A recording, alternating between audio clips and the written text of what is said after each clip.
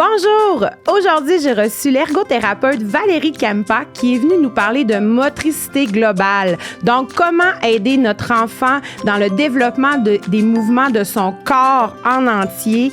Donc, ça a été très intéressant. Valérie est une personne qui donne toujours beaucoup de trucs concrets aux parents. Alors, je vous souhaite une bonne écoute. Bienvenue au podcast Grandir ensemble. Ensemble! Par Placote. Bonjour Valérie. Bonjour Alexandra. Je suis contente de te recevoir pour une deuxième fois aujourd'hui. Je vais te laisser te présenter, puis après on présente notre sujet. Parfait. Donc, je m'appelle Valérie Kempa. Je suis ergothérapeute en pédiatrie depuis 2011, où j'ai le plaisir de travailler avec des enfants, surtout âgés entre 3 à 12 ans, en milieu scolaire, comme toi aussi. Oui. Et depuis 2019, j'ai la chance d'être bibliothécaire jeunesse aussi. Oui. J'allais chercher une nouvelle corde à mon arc qui fait souvent... qui surprend souvent le monde choisir. Ben oui, on en avait parlé d'ailleurs à ta première venue. Une ergothérapeute bibliothécaire, qu'est-ce que ça mange? Donc, j'invite les gens à aller écouter notre premier entretien pour mieux comprendre un peu cette fusion-là de deux métiers qui, normalement, sont complètement à l'opposé, que toi, tu as réussi à joindre un avec l'autre pour le plus grand bonheur des enfants et des parents. Exactement. De fusionner deux passions ensemble pour mixer à travers ma profession, où je suis également autrice, formatrice. J'ai le plaisir de faire des jeux de société avec les jeux Placote aussi. Fait que ça permet de faire plein de choses très différentes en combinant mes deux professions. Et aussi, je suis maman d'un petit bonhomme de 4 ans. Oui, avec qui tu proposes souvent des activités aussi sur tes réseaux sociaux. Là, on peut te suivre. C'est vraiment, ça donne des bonnes idées finalement. Merci beaucoup. Aujourd'hui, on va parler de la motricité globale. Mm-hmm. Mais qu'est-ce que la motricité globale pour ceux qui connaissent pas ça? De quoi on parle quand on dit on va travailler la motricité globale de votre enfant? Qu'est-ce que c'est? On va commencer, c'est ça, par la base, par le définir. Qu'est-ce que c'est exactement? Fait que la motricité globale fait référence à 3 éléments. Okay. Le premier, c'est tous les déplacements qu'on fait à tous les jours. Oui. On est très souvent en déplacement, soit qu'on marche, qu'on gambade, plus pour les enfants. Oui. Lorsqu'ils vont marcher, ramper, marcher à 4 pattes aussi, se déplacer. Donc, tous les déplacements qu'on fait continuellement. Oui. Aussi, la motricité globale va faire référence à la transmission de la force. Okay. Comme lorsque l'enfant va prendre une balle, qu'il va la lancer avec sa main ou encore frapper un ballon avec son pied. Oui. Et il y a tous les changements de position aussi. Oh, on a fait donc, très beau. Vraiment tout le temps, là. C'est continuel. Ça fait vraiment partie de notre vie. Fait qu'on a fait un beau changement de position tantôt. On est passé de la position debout à assise. Oui. Et les jeunes enfants sont les champions des changements de position. Ils vont s'accroupir, rouler sur le sol, ramper, 4 pattes, être debout. Fait qu'on fait continuellement des changements de position. Et chez les enfants, c'est encore plus présent. Donc, la motricité globale, c'est vraiment associé aux grands mouvements du corps, d'où le fait qu'on l'associe très souvent au sport. Exact. Mais là, je t'entends, puis c'est pas juste quand on fait du sport, c'est tout le temps. Aussitôt qu'on bouge notre corps, finalement, dans l'espace, versus la motricité fine, qui ça est vraiment comme, par exemple, prendre un crayon, vraiment plus délicat, plus petit, plus précis peut-être. Oui, exactement. La motricité fine, souvent, on va parler des membres supérieurs, fait de tout ce qui est compris entre l'épaule et le bout des doigts. Puis vraiment, l'objectif avec la motricité fine, c'est de prendre, comme là, si je prends mon livre, de le manipuler pour tourner les pages. Par la suite, je vais l'utiliser pour le lire. Oui. Mais oui, on le fait continuellement. Puis motricité fine égale très souvent dans la tête des gens écriture, découpage aussi. Tout ce qui implique les doigts, là. Tout à fait. Parfait. Donc aujourd'hui, on parle de motricité globale. Puis là, avec ce que je viens d'entendre, motricité globale, j'imagine que dès la naissance, notre bébé est dans la motricité globale, là. Exactement. Ça a commencé qu'il est tout petit bébé. Ça rappelle des souvenirs aussi. Oui, c'est ça. Pas des mauvais souvenirs. Non, de très, très bons souvenirs. Fait qu'il y a des grands principes quand on parle du développement de la motricité globale. Un des premiers, c'est que ça va se faire de la tête aux pieds. OK. Une des premières choses que notre enfant va être capable de faire et qu'on est tellement fiers de lui, c'est quand on le place sur le ventre et qu'il soulève sa tête. Oui. T'sais, au départ, c'est quelques secondes. Après ça, poup, ça retombe. Ça retombe directement. T'sais, tranquillement, il va la tenir de plus en plus. Parce que les muscles, du coup, vont devenir plus forts et plus endurants aussi. C'est en plein ça. Puis après ça, tranquillement, même le haut de la poitrine va commencer à se soulever. Fait qu'on va suivre ces étapes-là auprès de l'enfant. Donc, ça va vraiment se faire. Après ça, une autre grosse étape que l'enfant va franchir vers 6 à 9 mois qu'il va avoir, c'est en mesure de s'asseoir seul. Oui. Fait qu'au départ, ça va vraiment être de garder des points d'équilibre parce que c'est sûr que c'est pas du jour au lendemain. Exactement. Oui. C'est une chose de se rendre dans cette position-là, c'est une autre d'être en mesure de la garder. Oui. Fait que de se rendre tout seul, fait qu'au départ, c'est ça, il va mettre ses mains en avant, sur le côté, puis tranquillement, c'est ça, les muscles au niveau du dos vont davantage se développer. Oui. Pour qu'il soit capable de garder la posture et d'avoir des jouets dans ses mains. Oui, donc, de pouvoir s'amuser. C'est ça. Fait qu'entre 6 à 9 mois, puis c'est aussi là qu'il va commencer à ramper. Oui. Au début, il va peut-être à faire l'horloge, le tic-tac. Tourner. Qui tourne en rond. Oui. C'est toujours très Ou juste lever les fesses. Juste lever les fesses, puis il n'y a rien qui se passe. Fait juste lever, oui. Des fois, il y a des enfants même qui vont reculer. Fait que ça aussi, c'est fâchant parce que, ben non, moi, je veux avancer. Comment ça, je recule? Oui. Fait que là, tranquillement, on va apprendre, c'est ça, comment avancer. Se déplacer. Puis en 10 à 12 mois, bien là, ça va être la marche à 4 pattes. Oui. Puis 12 à 18 mois, bien, la fameuse, on apprend à marcher tout seul. Oui. Fait que vraiment, c'est pour ça que je parlais que ça part de la tête vers les pieds parce qu'au début, c'est juste être en mesure de soulever sa tête. Puis après ça va être au niveau du tronc pour pouvoir être assis. Oui. Par la suite, bien là, la marche à 4 pattes, on va utiliser les jambes beaucoup. Puis éventuellement, bien, les pieds quand l'enfant va commencer à marcher. Puis l'autre chose, c'est qu'au début, un autre grand principe, c'est qu'au départ, les mouvements vont être en bloc avant de devenir de plus en plus précis. Par exemple, un enfant entend un son, bien là, au début, il va se tourner tout son corps en direction du son pour qu'éventuellement, bien, ça va peut-être juste être le tronc et la tête qui vont tourner, puis éventuellement, juste la tête. On vise vraiment ça parce qu'à chaque fois qu'il utilise beaucoup de groupes musculaires, bien, ça dépense plus d'énergie. Oui. Et cette énergie-là, bien, elle ne met pas à faire autre chose. Autre chose, c'est ça.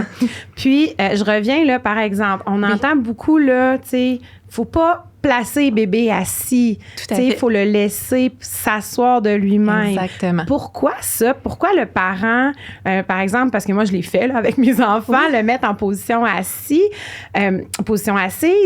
mais là, bon, maintenant, je sais que c'est peut-être pas optimal pour son développement. Qu'est-ce que ça fait quand le parent le fait à la place de l'enfant pour le faire asseoir, puis là, on met des couvertes tout le tour, puis là, on est donc fiers, notre bébé est assis, mais finalement, c'est nous qui l'avons mis dans cette position-là et soutenu.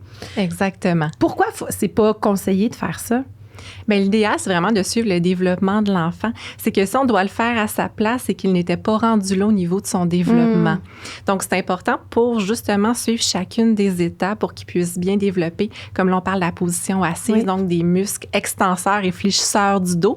C'est très important qu'il le développe par lui-même puis qu'il développe cette stratégie-là parce qu'aussi, il va apprendre de comment je me positionne au niveau du sol. Oui. Que je me redresse pour aller dans cette position-là versus si c'est toujours l'adulte qui le prend, qui le place dans cette position-là, il va pas faire cette démarche-là. Et aussi de commencer trop tôt, bien là, l'enfant va peut-être développer des postures compensatoires. OK, c'est-à-dire? Des mauvaises postures. Okay. Il va prendre peut-être des mauvais plis, si je peux dire ça ainsi. Comme il n'était pas encore rendu là au niveau de son développement. Tu sais, c'est la même chose si on prend un enfant, qu'on est combien fiers de le tenir par les mains pour qu'il marche. Oui. C'est ça, mais s'il n'est pas encore rendu là au niveau de sa stabilité, de son équilibre, du développement musculaire, on pourrait peut-être lui nuire. Là, c'est sûr qu'on s'entend. Là. Oui, si vous l'avez déjà fait, on s'entend. Là, c'est pas dramatique. Ou si vous le placez comme ça pour aller prendre votre douche, pour préparer à manger, ça. On s'entend. Mais c'est juste qu'en général, on veut vraiment laisser la motricité libre. Le plus possible. Exactement, pour qu'il puisse explorer son environnement à son rythme et suivre son développement. Oui. Puis j'ai bien aimé aussi, tu sais, te donner des repères dans le temps, entre 6 et 9 mois. C'est quand même 3 mois, là. C'est le tiers de l'année de la vie du bébé. C'est long. C'est un long. Puis, tu sais, même pour la marche, entre 12 et 18 mois, parce que souvent, on voit des parents, l'enfant ne marche pas à 13, 14 mois, puis là, ils deviennent inquiets. Mais là, ce que j'entends là, c'est que c'est tout à fait normal, un enfant qui, à 18 mois, va finalement marcher. C'est en plein ça. Chaque enfant se développe à son rythme. Oui. Donc, si c'est pas la marche qu'on va voir, puis ça, souvent, c'est un peu difficile comme parent parce que la marche, c'est flagrant. Mais c'est la base. Et tout le monde te le demande très souvent. Est-ce que ton enfant marche? Oui. Fait que je comprends que les parents, des fois, ça peut les inquiéter de se dire, ben là, à 12 mois et un jour, comment ça que mon enfant marche pas? Mais s'il n'a pas développé cet aspect-là, il développe plein d'autres choses. Parce que le développement de l'enfant, tu le sais, c'est fantastique. Oui, le langage, la communication, il y a plein des... Peut-être prendre des petites pinces, motricité fine. Il y a plein d'autres choses que l'enfant développe développe pendant ce temps-là. Oui. Donc, c'est juste qu'on voit d'autres choses. Puis des fois, je peux comprendre, c'est un peu moins apparent. Parce que les deux choses qui sont les plus apparentes chez les enfants, c'est beaucoup le langage et le développement moteur. Absolument. Donc, c'est sûr que comme parent, on reçoit très souvent des questions là-dessus. Bien, est-ce que ton enfant a commencé à parler? Là, est-ce qu'il a commencé à marcher? Donc, je comprends que comme parent, ça peut être un peu stressant de se dire, ah, mais non, il le fait pas encore. Mais c'est parce qu'il développe plein d'autres choses pendant ce temps-là. Puis qu'il va finir par le développer aussi. Mais des fois, ça peut prendre un peu plus de temps. Oui. Mais c'est intéressant, ça, parce que souvent, on se dit, oh mon doux. Puis là, ben non, mais c'est normal, finalement. Il y en a plein d'autres qui le font plus tard. C'est tout. Chacun son rythme. Exact. Surtout toi, avec 4 enfants, tu le sais tellement bien. Ah oui, ils ont tous eu leur rythme différent, tu sais, puis c'est correct comme ça. Moi, j'ai eu la chance qu'au niveau moteur, j'ai 4 petits moteurs, là. Donc, 4 enfants qui faisaient tout très, très tôt. Oui. Mais sont suivis en langage. Ils ont eu des difficultés au niveau du langage. Tu sais, fait que c'est ça. Ça démontre bien qu'ils sont tous différents. Oui. Donc, arrive la marche. Oui. Là, ensuite, comment ça continue de se développer, le niveau motricité globale? Mais là, après la marche, ça va être plein d'étapes différentes que l'enfant va traverser. T'sais, on va pouvoir parler que là, tranquillement, il va apprendre à sauter à pieds joints, à se tenir en équilibre sur un pied. Donc, tu sais, il y a plein de petites étapes comme celle-là qu'il va franchir, de manipuler un ballon. Donc, tu sais, au début, tranquillement, d'essayer de le frapper avec le pied. Puis là, souvent, boum, ils vont tomber sur les fesses. Un classique. un beau classique. Lancer la balle, finalement, la balle, elle revole dans les airs, mais elle va pas du tout en avant. C'est en plein ça, tu sais. Fait qu'il y a toute cette progression-là. Tu sais, au début, quand il va envoyer un ballon, tu sais, il va même être assis sur le sol, tu sais, les jambes écartées, il va juste pousser le ballon. Puis, tu sais, tranquillement, ça va évoluer jusqu'au point où il va être en mesure de prendre une balle, de la lancer sur une cible.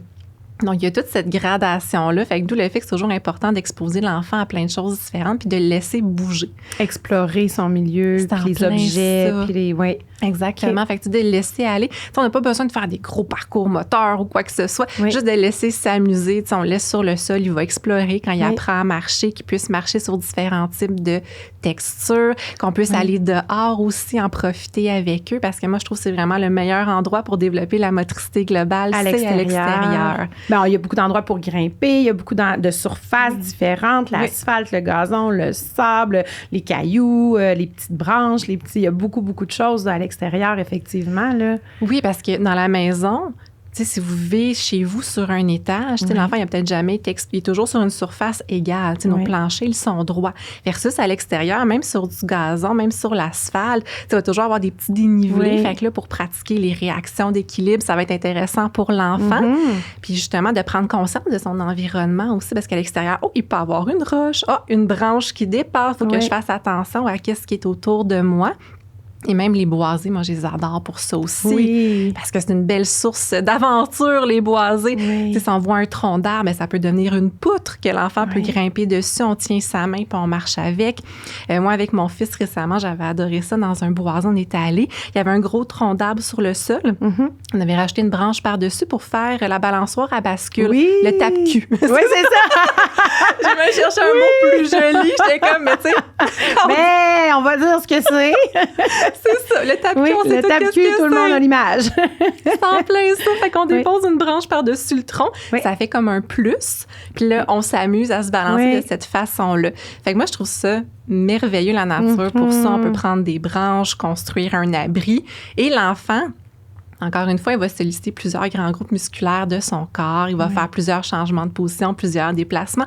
Donc, ça va vraiment permettre de favoriser le développement de la motricité globale. Oui, juste marcher avec une branche dans les mains. Des fois, c'est lourd. Des fois, c'est déstabilisant un peu. C'est un apprentissage que l'enfant fait, là. C'est en plein ça. Fait que d'aller dehors, oui, c'est bien la maison. Tu sais, je dis pas que c'est pas bien la maison. C'est génial. Il y a des beaux apprentissages à faire aussi. Tout à fait. Mais moi, j'ai un petit coup de cœur pour juste aller jouer à l'extérieur, d'aller dans différents types de parcs pour qu'ils puissent explorer le tout.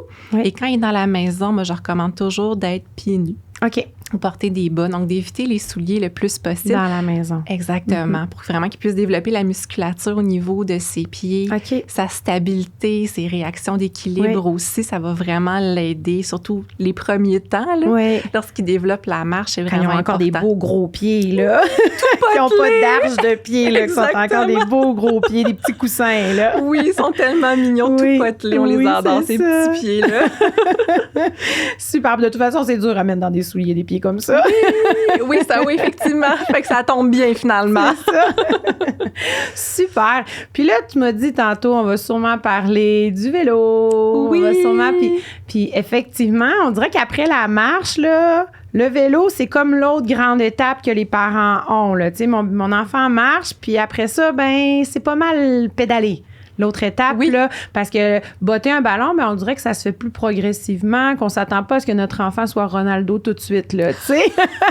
On laisse une petite chance. Ben, c'est ça, tu sais, alors que sur le vélo, apprendre à pédaler, c'est un gros apprentissage, ça. Vers quel âge que ça commence, cet apprentissage-là, des pédales et des... Ça va toujours varier un petit peu, c'est sûr, parce que ça dépend toujours de l'environnement, de l'exposition de l'enfant. Oui. Donc, si chez vous, vous faites énormément de vélo, que l'enfant est beaucoup exposé à ça et que c'est un intérêt pour lui, c'est sûr, ça va venir plus tôt que les âges que je vais vous mentionner. Versus, si vous en faites une fois par été, c'est sûr, ça va être plus long aussi. Fait que c'est toujours à considérer.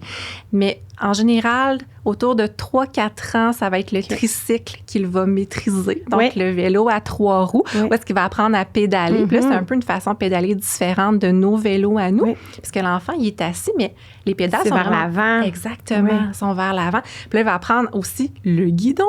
Oui, c'est ça, parce que ça, c'est un autre apprentissage, tourner du bon côté, puis Exactement, tu sais, éviter les obstacles aussi. Pas toujours foncer dans la chaîne de trottoir. Ça arrive quand même souvent au début. Fait que ça, c'est un gros apprentissage. Mais moi, je rajouterais même avant ça ou en même temps que le tricycle, ça peut même commencer plus tôt.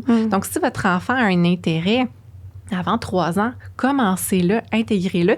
Et moi, ce que j'ai fait avec mon fils, puis j'ai trouvé ça très intéressant, c'était le vélo d'équilibre. Oui, bien c'est là, je l'avais en tête, là, c'était ma prochaine question. Pour les enfants qui sont dans le fond, ça n'a pas de pédale. Donc, mais de chaque côté, il y a souvent des petits appuis-pieds pour que l'enfant, quand il va se donner un élan avec ses pieds, il va déposer ses pieds dessus. Puis encore une fois, avec le guidon, il faut que je garde mon équilibre pour éviter de tomber. Fait que ça, je trouve ça intéressant comme principe parce qu'avec le tricycle, ben, il n'y a pas du tout l'équilibre que l'enfant va travailler. Non, c'est très stable, un tricycle. Là, exactement. Fait que ça permet vraiment d'aller rechercher 3 éléments qu'il va pouvoir par la suite généraliser avec le vélo quand il va être rendu dessus. Après ça, vers 4-5 ans, ça serait le vélo avec des roues stabilisatrices. Mais c'est pas tous les enfants qui auront besoin de passer par là. Oui, qu'on met sur les côtés. Mais il y a des enfants pour qui ils n'en auront pas de besoin, qui vont déjà se sentir à l'aise de passer directement au vélo standard qui est vers 5-6 ans. Mais c'est sûr, chaque enfant peut varier. Tu sais, des enfants que je voyais à l'âge de 4 ans qui font parfaitement du vélo. Oui, moi, j'en ai une comme ça. C'est ça. Fait que ça va varier aussi selon l'exposition puis l'intérêt de votre enfant pour le faire également. Oui. Est-ce que c'est inquiétant, un enfant à 6 ans, 7 ans qui n'est pas stable sur un vélo? Ou c'est quelque chose qui, comme la marche, on donne le temps à l'enfant. Quand est-ce qu'on se dit, oups, il y a peut-être un petit quelque chose, je m'inquiète là un peu?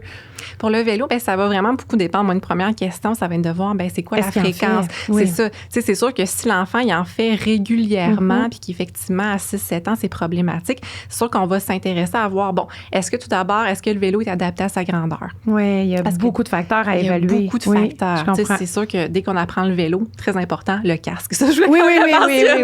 Toujours le port du casque, l'avoir. Et pour l'ajustement hauteur, nous autres, comme adultes, souvent, tu sais, la hauteur, sur la pointe des pieds. Exactement. Mais pour les enfants, ça va être les pieds en contact avec le sol.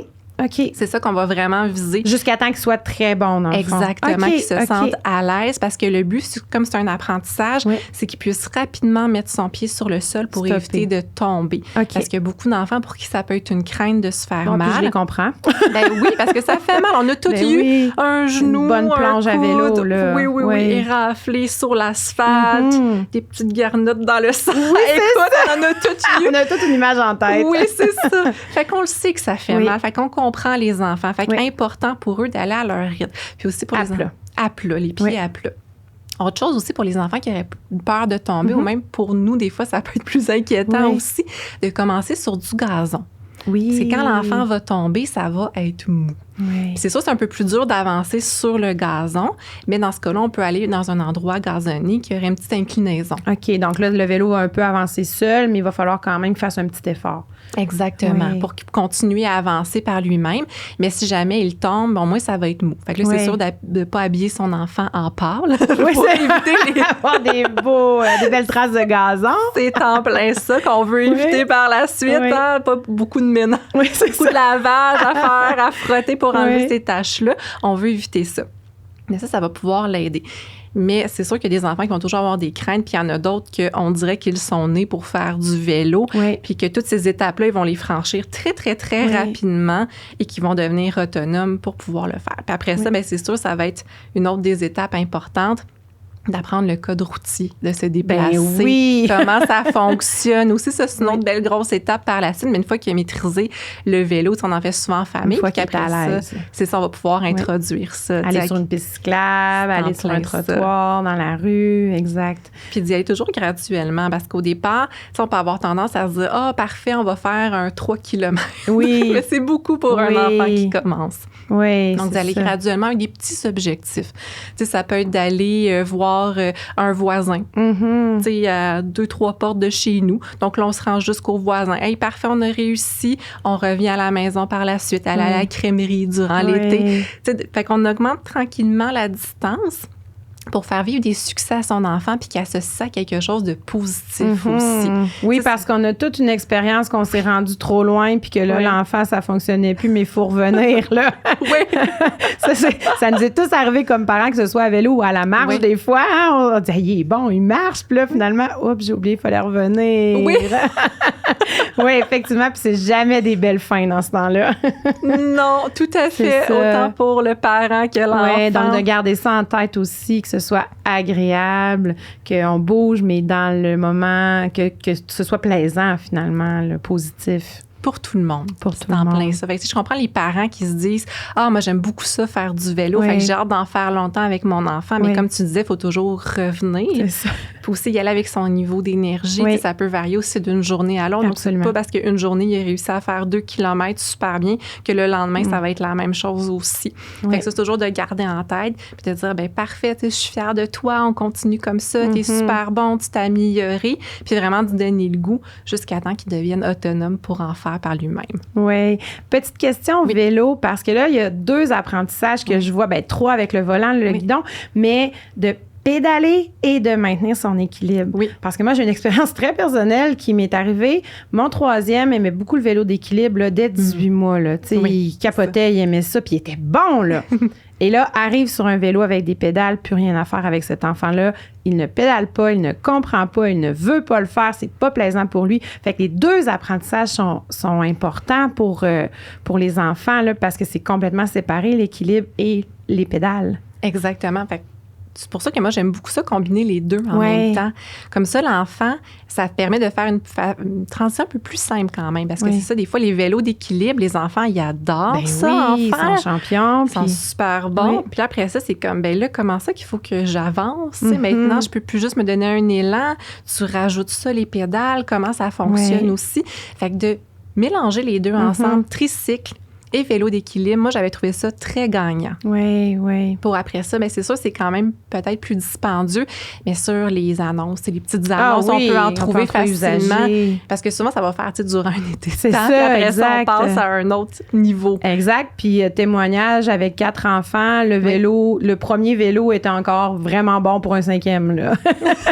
Donc, ces vélos-là peuvent faire du chemin, là. Oui, ils peuvent en faire. Tu sais, c'est bon pendant des années de temps aussi. Fait que n'hésitez pas à aller voir les petites annonces, en acheter là-dessus. Parce que réalistement, tu sais, moi, le vélo d'équilibre, mon tricycle, ça a été bon durant un été. Exact. Puis après ça, ils sont rendus trop grands l'été suivant. Puis on passe justement avec les roues stabilisatrices ou directement le vélo s'ils sont à l'aise d'en faire. Exact, exact. Super. Mais là, il n'y a pas juste le vélo dans la vie. Hein? Il y a plein d'autres choses. Puis...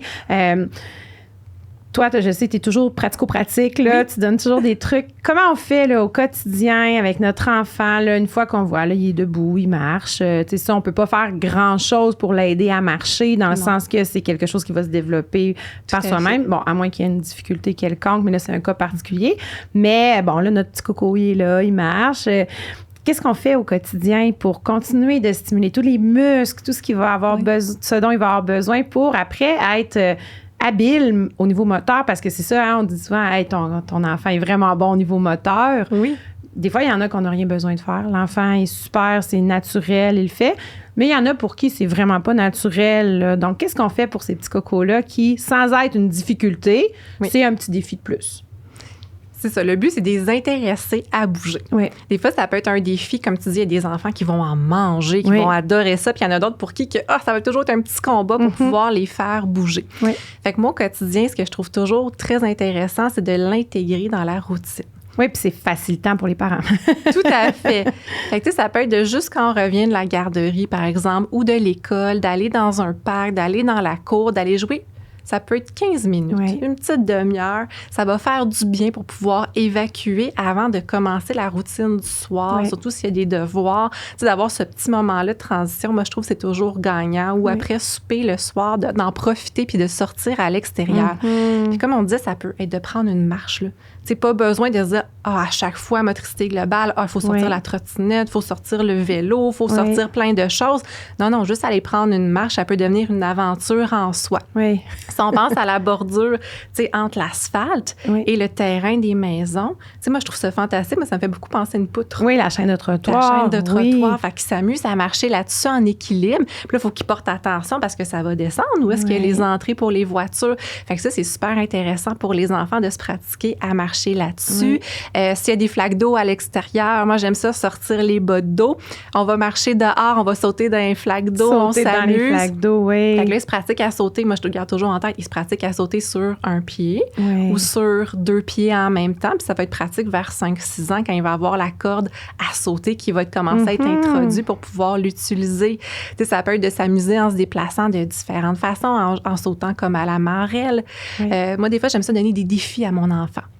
Donc là, pour se rendre d'un endroit à un autre dans la maison, là, je dis parfait, ben moi, j'ai fait des livres, c'est sûr, avec les marches des animaux. Oui, c'est dedans. ça, on va en parler tout à l'heure. Oui, c'est sûr. Pour la marche des animaux. Fait de se déplacer comme un animal. Oui. Puis c'est sûr, il connaît les marches de mes livres, mais moi, je dis toujours quel animal tu as le goût d'imiter. Oui. OK, parfait, une baleine. Bon, ben regarde, comment est-ce que ça va se déplacer une baleine? Fait que là, il s'amuse en se déplaçant. Et ça va permettre de favoriser le développement de sa motricité globale sans qu'il s'en rende compte. Puis sans que ça nous demande plus de temps. Exactement. Tu sais, c'est simple de juste se dire, ben ça peut être pendant une semaine de temps, de dire, ben parfait, à chaque fois que tu te rends de la cuisine à la salle de bain, tu te déplaces comme tel animal. Ou tu te déplaces en sautant sur un pied, à pieds joints, en faisant semblant de sauter à la marelle. Puis ça, les enfants aiment ça, là. Moi, je le sais, mes enfants me le demandent. Maman, dis-nous comment faire le prochain tour de la maison. Parce que nous, tu sais, c'était à air ouverte. Là, comment on va faire le prochain tour de la maison? OK, là, tu vas le faire en marchant comme une petite souris. OK, là, tu vas le faire en sautant comme une grenouille. Puis, tu sais, puis il adore ça. Puis là, OK, chronomètre-moi maintenant. Je vais essayer de le faire comme une grenouille plus vite. Puis, tu sais, ça devient un jeu. Puis, il en demande, là. Il demande. Puis, c'est ça. C'est vraiment agréable. La meilleure... Pendant ce temps-là, là, le parent peut rester assis aussi. Ça peut être une pause où on est avec l'enfant. On fait juste nommer. Oui. Puis on reste assis. C'est merveilleux.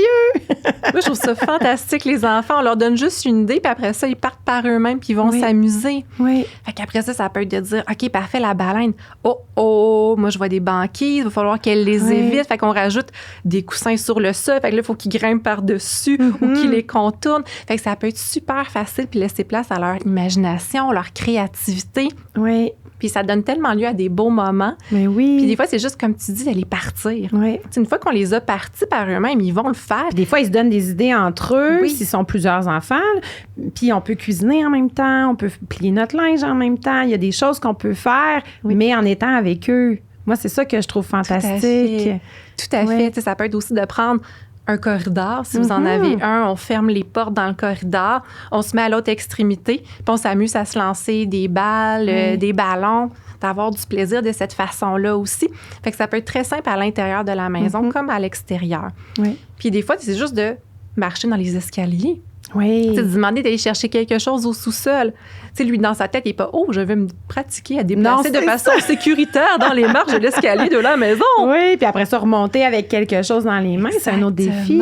C'est en plein ça. Fait que ça peut être super simple au quotidien de l'intégrer. Oui. Et vous le gardez toujours en tête. Le but, c'est vraiment un seul mot à retenir, c'est plaisir pour l'enfant. Oui. Vous le savez, quand il demande de marcher comme un animal, ça va permettre de favoriser le développement de sa motricité globale. Oui. Mais l'enfant, lui, ne le réalise pas. Lui, c'est un jeu. Oui. C'est ça qu'on veut absolument. Oui. Fait qu'on partez vraiment de l'intérêt de votre enfant. Mm-hmm. Qu'est-ce que votre enfant aime? Oui. Puis parfait, vous le mettez en application, puis il doit reproduire ça en l'imitant. Oui. Ça peut être aussi d'imiter la scène d'un film qu'il a regardé ou une chanson qu'il aime beaucoup.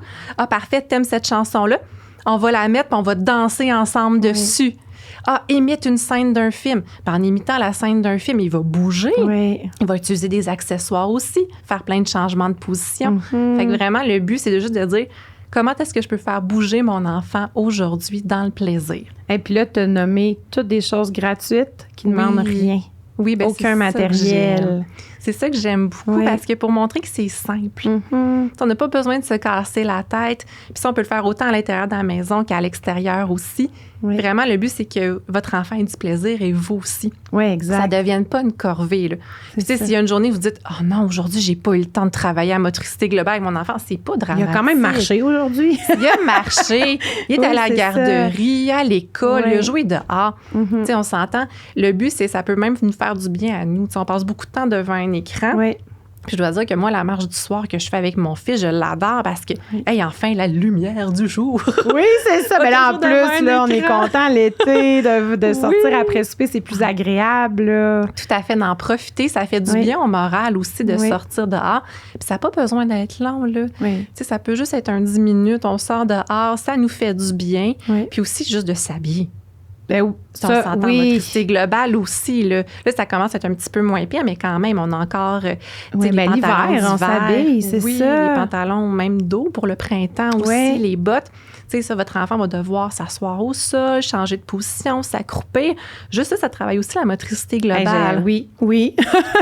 Vraiment, tu sais, quand on les voit aller. Les changements de position, qui s'assoit, met ses bottes une par une. Après ça, se relève, met ses pantalons sur un pied, sur les deux pieds. Ben oui! C'est tout des changements de position, ça. Ça le pratique. Et aussi de développer son autonomie au quotidien. Donc, si on parle d'apprendre à se laver tout seul, bien, ça aussi, tranquillement, tu sais, les enfants, à partir de 3 ans, on peut commencer à les impliquer. Où est-ce qu'ils vont pouvoir, OK, j'ai commencé à me rincer, je vais mettre de l'eau. Papa, maman vont savonner, je vais pouvoir me rincer après. Fait que ça aussi, on peut commencer à l'introduire. Puis ça également, tu sais, ça demande plein de mouvements des bras, aller laver le dos, se pencher pour aller laver ses pieds. Se lever debout si on va être dans la douche, se pencher au niveau du sol si on échappe le savon, la débarbouillette. Donc, ça aussi, ça le fait. Fait que vraiment, au quotidien, il y a plein de moments pour votre enfant qui va favoriser le développement de sa motricité globale sans même qu'il le réalise. Moi, c'est ça que je trouve le plus important, c'est que ça se fasse sans que l'enfant le voie. Naturellement, complètement naturellement. Puis, dans le fond, tout ce qu'on fait à la maison avec notre enfant, est sujet à travailler la motricité globale. Si je pense, par exemple, quand je cuisine avec mes enfants, ils vont chercher leur petit banc, ils apportent le petit banc, ils grimpent sur le petit banc. Mais là, ils descendent 1 million de fois du petit banc parce qu'il faut qu'ils aillent chercher des choses, des ustensiles. Donc, c'est toutes des choses qui, monter sur 2 marches, mais après, rester debout sur la marche puis comprendre que si tu bouges, ben tu tombes. Puis redescendre de la bonne façon aussi. Oui. Donc, c'est tout le quotidien, finalement. Aller chercher les ingrédients, moi, je trouve ça merveilleux. Tu sais, j'implique mon fils, je dis, va chercher la farine. Fait que faire exprès d'oublier quelque chose, là, c'est ça. Oh non, j'ai oublié les œufs, la farine. D'aller chercher, on va me chercher le gros bol, transporte-le. Comme tu dis, il va descendre des marches, il va aller ouvrir l'armoire, il va le prendre, la fermer, le ramener. C'est plein de belles stratégies comme ça au quotidien à mettre en place. Il va se mettre sur la pointe des pieds pour atteindre quelque chose. C'est ça. Oui. Fait que tout ça, de nous aider aussi. Moi, j'ai acheté des petites pelles l'hiver. OK. Ou, par exemple, un petit râteau, tout ça. Les enfants, ils aiment beaucoup ça, nous imiter. Oui. Fait que d'avoir ça à portée de main, même s'il va pelleter, on s'entend, il va peut-être prendre ça va être plus trois petites pelletées. Après ça, il va jouer pas avec. Une grosse aide. Non, des fois, c'est plus comme il va racheter de la neige. On est supposé en enlever. Mais d'imiter, ça aussi, ils aiment beaucoup ça, les enfants. Ça peut être très amusant. Puis ça peut être de prendre une grosse pelle, là, tu sais, qu'on a à la maison, si on n'en a pas des petites. Plus lourde, ça, c'est autre chose que ça travaille, dans le fond. Exactement. La même chose aussi si on prend un râteau. Donc là, à l'automne, pour racler des feuilles, on va s'amuser de cette façon-là aussi. Fait que de devenir aussi des mini-jardiniers. Donc, si on se fait un potager durant l'été, on se relève, on va creuser avec la pelle, on va remplir un seau. On va s'amuser de cette façon-là. Donc, avec toutes les tâches que vous faites au quotidien, c'est toujours de se demander comment, comme parent, je pourrais impliquer mon enfant. Oui. C'est sûr, il faut être réaliste, ça va prendre plus de temps. Il peut avoir des gâchis aussi. Oui, il peut avoir des dégâts. Oui, c'est ça. Fait que, choisissez vos journées. Où est-ce que vous souhaitez le faire? Des fois, où est-ce que vous avez plus de temps pour le faire aussi? Et amusez-vous avec vos enfants. En essayant d'ajouter des petites notions, faire semblant d'oublier quelque chose ou « Oups, peux-tu m'aider, mon râteau est tombé, l'enfant se penche, le redonne. » C'est toutes des petites choses comme ça qu'on peut ajouter. Bon, parfait. Là, je pense qu'on a fait un bon tour. Là, toi aussi, t'es bibliothécaire. Oui, donc, qu'est-ce qu'on peut faire avec les livres pour impliquer notre enfant, pour aider la motricité globale de notre enfant à partir de la littérature? Il y a beaucoup de livres qui existent, qui sont super intéressants, qui vont vraiment comprendre des exercices dedans. Tu sais, souvent des exercices de yoga qu'on va en retrouver. Il y en a beaucoup pour les jeunes. Moi, j'ai écrit 2 livres que je peux présenter juste ici. Oui, tu les as apportés. Donc là, pour ceux qui écoutent seulement, soit que vous allez voir sur YouTube le vidéo ou sinon, Valérie va les décrire. Oui, donc j'ai écrit La marche des animaux 1 et 2 pour avoir une bonne posture, publié chez les éditions Regard Neuf. Les illustrations sont faites par Étienne Taillefer. Ces livres-là, comme le titre le dit, le but, c'est de faire marcher les enfants comme des animaux. OK, donc ça nous donne des idées pour le faire. Exactement. Donc, pour les parents qui se diraient « Ah, je suis peut-être en panne d'idées, j'aimerais ça avoir des exercices qui existent déjà, que je me mette en application au quotidien avec mon enfant. » Donc, à l'intérieur du livre, il y a 12 marches. On présente avec des dessins. Là, c'est les fourmis. Donc, là, il y a vraiment un dessin, 2 personnes. La fourmi tient les jambes de l'autre, puis on marche comme ça en brouette, finalement, mais c'est un animal. Exactement, l'animal. Donc, le dessin de l'animal avec le bonhomme articulé. Puis de l'autre côté, on décrit comment faire la marche puis comment la rendre un petit peu plus difficile une fois que les enfants ont réussi à la faire aussi. OK, fait qu'il y a des niveaux aussi pour pousser un peu plus loin. Oui, mais moi, je vous dirais vraiment, rendez-vous dans votre bibliothèque et allez voir les livres qui sont disponibles près de chez vous. Il va toujours avoir une section dans votre bibliothèque avec ce type d'ouvrage-là pour faire bouger les enfants. Toujours important de regarder l'âge pour que ça soit le juste défi pour votre enfant, ni trop facile ni trop difficile. Tantôt, on parlait du vélo. Oui. Et un livre que j'aime d'amour. La petite truie, le vélo et la lune. Oui, qui est écrit par Pierrette Dubé. Les illustrations sont faites par Orbi et c'est publié au 400 coups. Au 400 coups. Il est magnifique. Oui, il est vraiment magnifique. Et ce livre-là, ce que j'adore, c'est que ça parle de la persévérance. OK. Donc, notre petite truie ici, elle apprend à faire du vélo. Mais au début, elle regarde le vélo et elle dit « Ah, c'est simple, moi, je vais en faire, je vais réussir du premier coup. » Mais elle tombe. Fait que là, elle apprend à analyser « OK, comment est-ce que je fais? Ah, ben oui, au départ, il faut que je me donne un élan si je veux être capable d'avancer.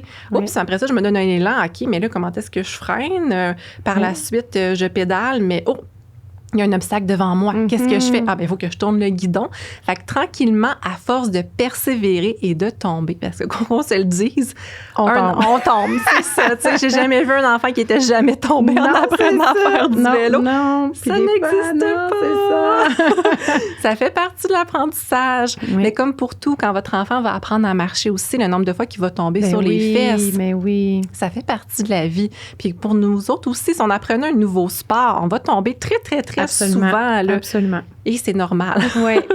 Fait que ce livre-là, moi, je le recommande beaucoup pour la persévérance en général, mais plus particulièrement aussi pour le vélo, quand ça parle de ce sujet-là. Fait que vers 4 ans, 5 ans, là, quand ils sont en plein là-dedans, là, ça serait une bonne, un bon ouvrage. De l'emprunter ou de l'acheter à la bibliothèque, moi, j'adore vraiment ça. Fait que d'aller vers ce type d'ouvrage-là, et peu importe l'apprentissage que votre enfant est en train de faire, il y a souvent des livres qui existent sur le sujet. Donc, moi, je vous invite vraiment à aller faire un tour dans votre bibliothèque puis dire, parfait, mon enfant est rendu à telle étape. Est-ce que je pourrais avoir des titres sur ce sujet-là que je peux emprunter avec lui? C'est des belles ressources à utiliser. Et ça va aussi, encore une fois, motiver l'enfant. Donc, de voir des personnages qui vivent les mêmes situations que lui, qui éprouvent souvent des difficultés eux-mêmes, qui réussissent pas du premier coup, et qui voient que, OK, il faut que je persévère pour pouvoir réussir. Mais aussi, avec tous les livres, c'est possible de favoriser le développement de la motricité globale. Oui, avec un livre en général, on prend un livre que notre enfant aime à la base, puis on peut le transformer. Tout à fait. Fait qu'on part de qu'est-ce qu'on a à la maison. Moi, ce que j'aime beaucoup, c'est d'utiliser les verbes d'action.